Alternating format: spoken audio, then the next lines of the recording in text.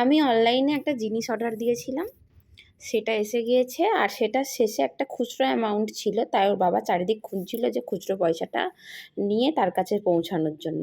তো উনি যথারীতি বাড়ির সামনেই এসে পৌঁছে গিয়েছিলেন।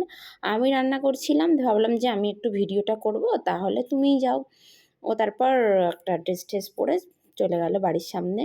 তো আমাদের না চারিদিকে সব দরজা বন্ধ করে রেখে দিয়ে একটা দরজাই খোলা থাকে, কারণ মাম্মাম এত বদমাইশ করে না, এদিক ওদিক বেরিয়ে এদিক ওদিক পালায়। তো যাই হোক, পার্সেলটা চলে এসেছে। পার্সেলটা মানে খুলবো এটা নিয়ে অনেক রকম ছিল, মানে যে সুন্দর করে সেজে টেজে পার্সেলটা খুলবো, কিন্তু সেটা আর আমার হয়নি। কেন হয়নি বলছি। আর মাম্মাম তো কী এসেছে এর ভেতরে, ওটা ওর কৌতূহল যে মা কী এসেছে, কই বক্সটা খুলে দেখি। কিন্তু ও এদিক ওদিক করেও কিছুই করতে পারছে না। আমার এতই শরীর খারাপ, ওর বাবা আমার ওষুধ এনে দিয়েছে।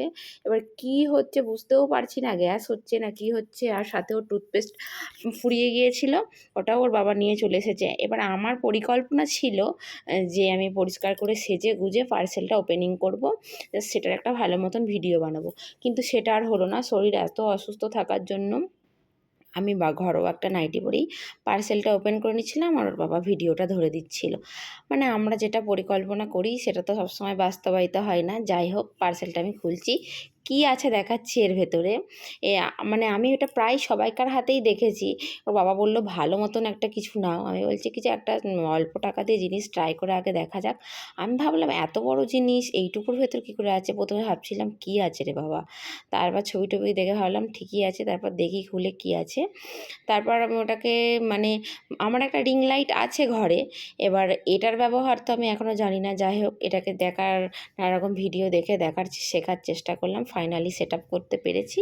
তো মাম্মামের একটা ভিডিও নিয়ে নিচ্ছিলাম, দেখছিলাম যে ভিডিওটা কেমন হয়। আর ঘরের তখন বড় লাইটটা জ্বালানো হয়নি, তার জন্য ভিডিওটা এরকম এসেছে। আর এই যে পুতুল সবসময় ওর খেলার সঙ্গী, এটা নিয়ে মাম্মাম সবসময় খেলা করে। তো আজকের ভিডিওটা